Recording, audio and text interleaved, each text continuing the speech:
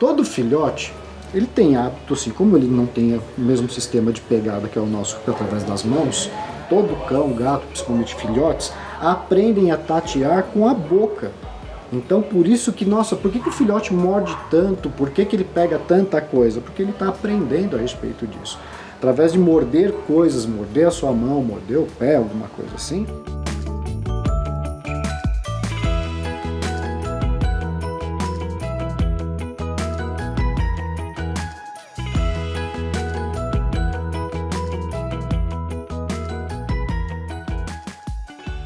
Olá pessoal do canal Mais Pet, meu nome é Cristiano Yamazaki, eu sou médico veterinário. E para você que não é inscrito no nosso canal, se inscreva, compartilhe nossos vídeos, ative as notificações aí na sua tela e receba nosso material aí sempre que tiver alguma novidade, tá bom? Hoje nós vamos falar a respeito da chegada de novos filhotes em casa, seja ele através de adoção ou então adquiridos através de um canil responsável.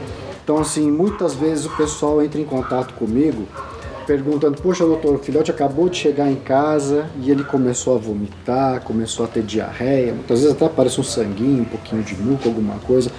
Como é que eu faço para lidar com isso? O que fazer nesse tipo de situação? Então, o que acontece, pessoal?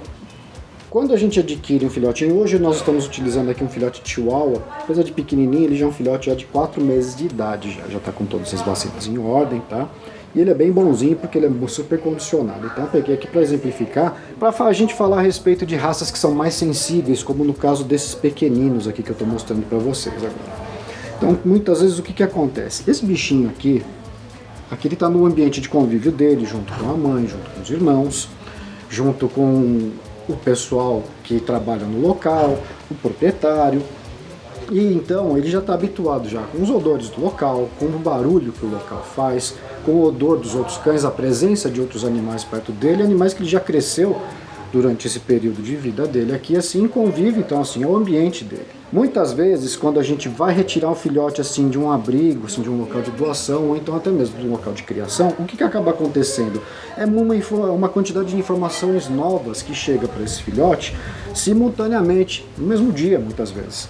Então o bichinho que está acostumado a viver aqui assim como no campo, que está acostumado com grama, com barulho de outros cães, outros odores, de repente ele se vê dentro de um carro com vozes diferentes, com odores diferentes e tudo diferente, principalmente com relação à movimentação e balanço do carro. Muitas vezes assim as pessoas vão buscar filhotes longe, em locais assim um pouco distantes de suas residências. E como é que a gente vai lidar com relação a essa chegada desse filhote? Como fazer essa retirada e o que eu, como médico veterinário, sugiro a vocês fazerem. Então assim, toda vez que vocês forem adquirir um filhote, ele não está acostumado, pessoal, com o toque da sua mão, com o odor da sua mão e tudo mais. Então tente fazer uma abordagem a mais tranquila possível com ele. Deixe ele se habituar a vir brincar com você, ele ficar junto de vocês. Nessa primeira instância, quando vocês chegarem lá para a gente chegar no local de retirada. Outra coisa, assim, eu recomendo sempre levar aqueles tapetes higiênicos, aquelas fraldas que o pessoal usa muitas vezes para o cachorro fazer xixi e cocô, e não levar o filhote numa caixa de transporte muitas vezes. Ele não está habituado ali dentro, principalmente com o balanço do carro. Essa questão de balanço, ela favorece muito esses episódios de vômito que o bichinho não está acostumado justamente por causa de balançar o carro, né? Então o que eu recomendo fazer? Leve o filhote no seu colo, forre com tecido, forre com esse tapete higiênico e põe o bichinho, leve ele no seu colo, de preferência como com a cabecinha alta desse jeito aqui, assim, não precisa ficar forçando, mas ajuda a manter ele no centro de equilíbrio, evitando possíveis episódios de vômitos. Lembrando que nós estamos falando hoje de uma raça super sensível, que é o Chihuahua, um cachorrinho de pequeno porte. Então assim, episódios de vômito, episódios de diarreia podem acelerar um processo de desidratação muito mais rápido do que se fosse um filhote de maior porte. E lembrando que isso que nós estamos comentando aqui é justamente falando de filhotes, tá? Hoje eu estou exemplificando aqui para vocês um cãozinho de pequeno porte, mas isso é válido para qualquer cão de raça ou sem raça. Isso é válido para qualquer filhote, tá? Que você está adquirindo.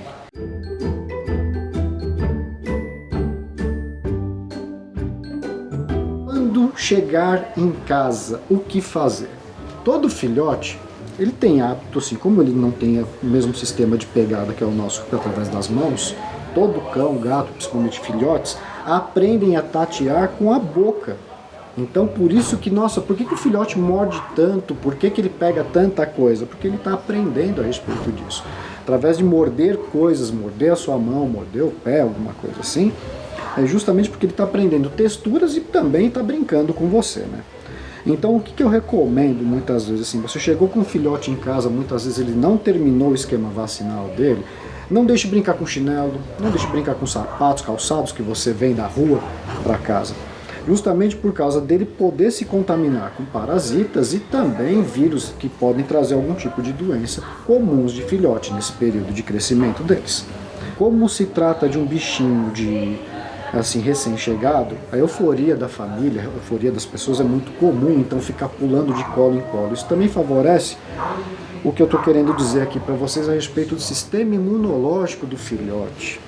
Aí por que começam a aparecer essas diarreias, esses episódios de vômito, muitas vezes levando o filhote recém-chegado a visitas ao veterinário? Justamente por causa dessa quantidade de informações que ele obteve ao longo desse dia e ao longo desses dias que vão se suceder até a adaptação dele no local, o sistema imunológico deles, ele acaba oscilando muito. Uma hora ele está alto, outra hora ele está baixo, o que favorece a proliferação, às vezes, de protozoários que eles podem adquirir lambendo alguma coisa do chão, ou até mesmo vindo junto com eles, que estão ali quietinho. E pode favorecer também esses episódios de vômito, justamente por causa assim, do local onde ele se encontra. É tudo diferente, é muita informação. Então o sistema imunológico deles assim acaba muitas vezes dando uma oscilada que favorece o aparecimento dessas doenças. Então o que eu sugiro para a gente estar fazendo com esse filhote e tentar minimizar essas ocorrências, que são muito comuns, pelo menos para mim eu recebo muita ligação, recebo muita chamada a respeito desse tipo de coisa, né? Chegou em casa com o bichinho, remova assim todos esses calçados, possíveis materiais que possam trazer algum tipo de contaminação, e deixe o filhote mais à vontade possível. Eu não recomendo, já recém-chegada deles, levar o filhote para a clínica veterinária, justamente por causa dessas condições de estresse. Ele não está acostumado com ninguém. Então assim, eu recomendo sempre dar 1 dia, 2, 3 dias, até uma semana de adaptação na nova residência, e depois, assim que autorizado pelo pessoal que vendeu o filhote, ou então pelo pessoal do abrigo, aí sim você leva para fazer uma consulta de rotina e verifica como é que está esse bichinho. Em caso muitas vezes deles passarem mal, liguem para o pessoal da onde vocês adquirirem o filhote. Mandem mensagem, perguntem para eles se o veterinário responsável do local, tanto do abrigo quanto do canil, se ele tem conhecimento, se ele pode estar ajudando. Muitas vezes uma ligação, uma troca de mensagens pode ajudar muito, principalmente nessas condições desses bichinhos tão sensíveis que às vezes acabam indo parar em hospitais, passando por processo de internação.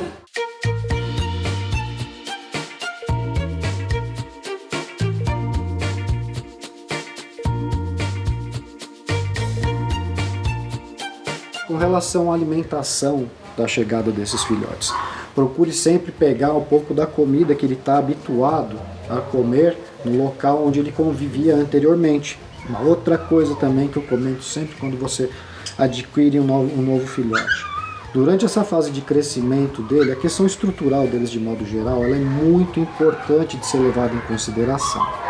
Porque os ossos, por estarem em fase de crescimento, e o tipo de piso, muitas vezes, que a gente vive, que são pisos escorregadios, eles acabam, por sua vez, às vezes, forçando algum tipo de articulação do filhote. Os de menor porte sofrem um pouco menos com isso, mas os de grande porte, dependendo do tipo de piso que você tiver na sua casa, pode sim interferir em algumas condições ortopédicas do cão, das quais até mesmo quadros assim relacionados à coluna deles, e também com relação ao quadril, as famosas displasias, que muitas vezes a gente acaba pensando que elas são muitas vezes provenientes do canil de criação, porque o pai e a mãe do cachorro têm algum problema. Muitas vezes esses cães são testados, principalmente quando são de criação responsável, né? Isso não necessariamente pode ser uma condição genética, e sim também pode ser uma condição adquirida, justamente por causa da questão de desenvolvimento desse filhote, né?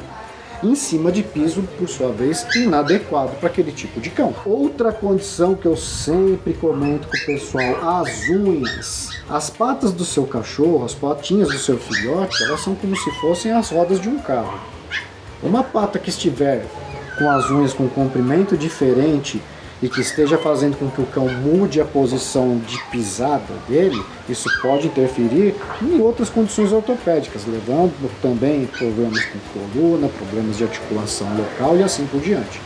Então, sempre que possível, observe se a unha do seu cãozinho está num comprimento adequado, não deixe as unhas crescerem, principalmente porque tem um vasinho dentro delas, que é a parte que estimula o crescimento, que conforme o crescimento das unhas, essa veinha, esse famoso vasinho que tem dentro das unhas, ele acaba por sua vez crescendo também, e o que acaba promovendo sangramento nos próximos cortes de unha. Por isso que sempre que possível, procure um centro de estética especializado ou então vá até seu médico veterinário e comunique que precisa ser feito o aparo das unhas do seu cachorrinho. E estimule ele a fazer isso sempre que possível, desde filhote.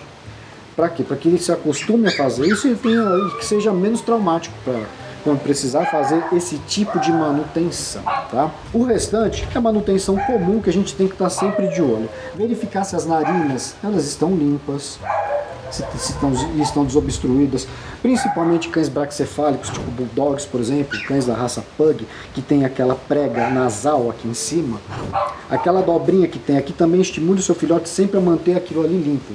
Por que eu falo estimule? Você começando a fazer isso com ele desde filhotinho, ele vai deixar você fazer a manutenção com mais tranquilidade. E é muito importante manter esses locais assim, tanto aqui no cantinho dos olhos, como em cima do focinho, de qualquer raça de cão, justamente por causa de lacrimejamento e de possíveis contaminações bacterianas que podem acontecer, em função desse acúmulo de secreção e da umidade que acaba ficando nesse local. Então sempre que possível, faça a manutenção, a limpeza desse local, de focinho, pragas nasais. A mesma coisa que eu costumo comentar para o pessoal, não é o caso dessa raça de cachorro, mas cães, por exemplo, da raça Shih Tzu, cães que têm malteses, cães que têm dentro das orelhas uma quantidade de pelo. Eu recomendo fazer a depilação e não a tosa, o corte desses pelos, como muitas vezes eu vejo o pessoal fazendo. Por que da depilação? Se você vai cortando o pelo aqui, o que acaba acontecendo? Isso acaba ficando como se fosse uma escova dentro da orelhinha do cachorro. Então por que eu falo para o pessoal depilar o ouvido do cão? Justamente para que se mantenha a ventilação do conduto auditivo do animal. Esses pelos retidos muitas vezes aqui dentro, porque o pessoal tem o hábito de cortar, acaba favorecendo somente o acúmulo de secreção dentro do ouvido do cachorro. Acaba fazendo com que aumente ainda mais a possibilidade de otite. Então você, acostumando seu filhote a fazer a depilação num centro de estética adequado, ou você mesmo em casa pode estar fazendo a remoção desses pelos, justamente com o intuito do quê? De você manter ventilado o conduto auditivo do seu filhote, do seu cão, fazendo com que minimize consideravelmente essa questão de otite, que às vezes acaba sendo muito comum, e justamente por causa de acúmulo de secreção, por causa de cerume.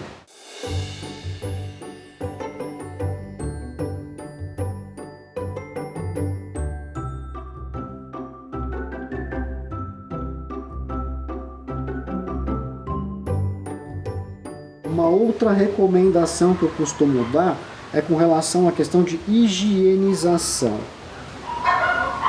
No caso dessa raça de cachorro aqui, o Chihuahua, embora ele seja um cãozinho de pelo longo, esse moço aqui, por exemplo, você vê que está bem livre a região anal dele, onde ele faz o cocô. Por que eu falo para se ficar sempre de olho nisso? Muitas vezes o filhote, ou mesmo um cão adulto, ele acaba ficando com algum resíduo de fezes grudado aqui. Isso responde muitas vezes uma pergunta assim, que são meio comuns chegarem para mim na clínica, do tipo: doutor, o meu cachorro ele arrasta o bumbum no chão muitas vezes. O que será que está acontecendo com ele? Que o cachorrinho anda arrastando o bumbum dele no chão? Eu sugiro sempre, quando chega para mim o paciente, eu já vou direto dar uma verificada na região anal dele, para verificar se a gente tem presença de fezes, presença de algum resíduo, algum material, algo que possa estar prendendo aqui. Tirando isso daí, então, essa questão de higienização da região deles anal, eu também costumo falar para fazer uma higienização prévia da região genital deles aqui. No caso de machinhos, parte de barriga, filhotes são comuns terem esses pelinhos mais alongados aqui, conforme o crescimento deles, esses pelos diminuem o crescimento, e deixando a região de prepúcio mais livre. No caso de fêmeas, a mesma coisa, da região vaginal dela aqui também, que fica próximo da região anal. Então, um toalete aqui bem feito já facilita bastante, principalmente esse não acúmulo de materiais que podem vir a trazer algum tipo de infecção, algum tipo de alergia. Outro cuidado que eu acho muito interessante da gente estar fazendo com o filhote, questão assim, acostume seu filhote desde novo a questões de escovação. Além de ser bastante relaxante para eles, assim, o filhote fica bem tranquilo com relação a isso quando eles vão se acostumando. Olha, dá uma olhadinha nesse daqui como fica bonzinho. Isso também favorece muito a remoção do quê? De pelo morto. Facilita a troca de pelagem de filhote, fazendo com que a pelagem definitiva dele venha com maior facilidade.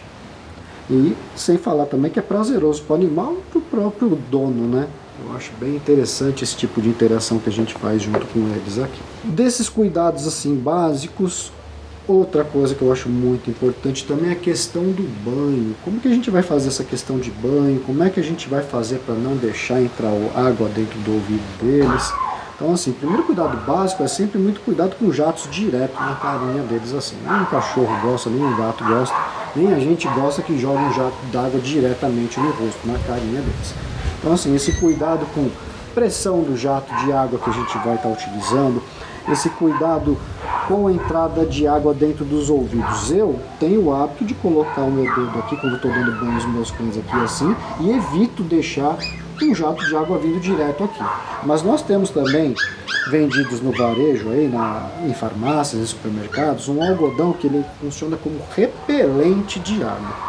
Porque muitas vezes a gente fala, coloca um algodãozinho dentro do ouvido do cachorro, que isso vai minimizar a entrada de água dentro do ouvido dele. Eu concordo. Só que muitos desses algodões convencionais que nós utilizamos, eles absorvem, e que acaba favorecendo muito a entrada de água para dentro desses condutos auditivos. Lógico que a recomendação é sempre não jogue água diretamente no ouvido do seu cachorro. Não faz isso com a gente, faça a mesma coisa com eles. Agora, se for o caso e você tiver condições, procure aquele algodão, eu chamo de repelente de água, não algodão que ele não retém, ele não absorve. Esse favorece bastante a não entrada de água. Ou você mesmo pode tomar cuidado colocando o seu dedo polegar aqui dentro e fazendo a limpeza, a lavagem do local aqui, minimizando o risco de entrada de água. Com relação à limpeza desses ouvidos que nós estamos comentando, limpe principalmente as regiões aqui de dobras, as entrâncias e reentrâncias que tem dentro do ouvidinho do cachorro, e principalmente onde é que está aparecendo o cerume. O processo é o mesmo que a gente faz com seres humanos. Evite utilizar essas hastes convencionais, tipo cotonete, que nós utilizamos bastante, por causa que muitas vezes ela, assim como nós, também pode estar promovendo a penetração da cera aqui para dentro do conduto auditivo e não a remoção. Eu sempre recomendo, faça a limpeza externa, principalmente o local onde que você está vendo que está aparecendo sujeira. Se precisar de algo um pouco mais específico, procure mão de obra especializada para estar fazendo esse tipo de trabalho, tá?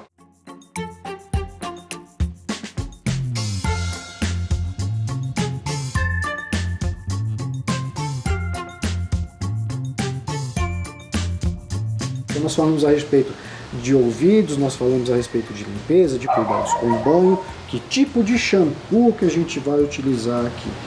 Nas redes especializadas, nós temos assim uma variedade de shampoos, de sabões que podem ser utilizados. Todos eles assim muitas vezes específicos, tanto de linha terapêutica, assim como de linhas para filhotes, linhas para cães adultos e assim por diante. Eu recomendo sempre um produto de boa qualidade. Pergunte ao vendedor, o pessoal da loja que você procurar, a respeito de produtos indicados para o tipo de cão que você tem, se é um cão de pelo curto, se é um cão de pelo longo, se é um filhote, se é um cão adulto e se ele tem necessidade de algum tipo de terapia indicado pelo médico veterinário. Outro cuidado também com relação à alimentação, e essa eu vou falar para o pessoal que tem cães castrados em casa, que é uma tendência muito grande a gente ter animais castrados. Muitas vezes você acaba adquirindo um filhote que já vem castrado para sua casa. Toda vez que você tem um animalzinho castrado em casa, essa questão de metabolização, questões hormonais deles acabam mudando em função disso, tá? Então, o metabolismo de gordura, na maioria do caso desses cães que são castrados, ele é diferente, eles têm uma tendência maior a acúmulo de gordura. Então, com relação à alimentação, além de uma alimentação específica para o tipo de cão que você tem, para o tamanho que ele tem e para a fase de idade que ele apresenta, é muito importante que você siga as recomendações e muito cuidado com petiscos e outros produtos que você pode estar oferecendo para o seu cachorrinho em casa, porque eles podem favorecer ainda mais o ganho de peso e no caso de cães castrados, o metabolismo da gordura é diferente, mais difícil de perder. Então a minha recomendação é siga sempre que possível essa questão de utilizar as dosagens e quantidades de acordo com a indicação do fabricante, tá? Água sempre fresca, de preferência assim, obtida de uma fonte de confiança. Se a água de rua daquela que vocês utilizarem em casa assim, não for de boa confiança, utilize água de preferência filtrada para eles. Lembrando que muitos parasitas podem ser adquiridos através da água, principalmente giardia e outros protozoários como isóspora, por exemplo, também podem ser adquiridos dessa maneira, tá? Então assim, água sempre fresca em local sempre de sombra e substituída diariamente, assim como o alimento. Procure não deixar o alimento ficar sobrando durante muito tempo na vasilha de comida do seu cão. Com relação a outros cuidados, procure sempre visitar o seu médico veterinário sempre que necessário. Evite pegar muita dica de pessoal e coisa e tal, procure mão de obra especializada se houver necessidade. No caso de cães adquiridos de canil, procure o pessoal do canil, de onde você adquiriu o cão. Geralmente eles têm veterinários que são responsáveis pelo local e o próprio proprietário pode te dar as orientações de acordo com o cão e a raça que você está adquirindo. No mais, quero agradecer a todos, um ótimo dia. Se você não está inscrito no nosso canal, inscreva-se, compartilhe nossos vídeos, ative as notificações e até a próxima, pessoal.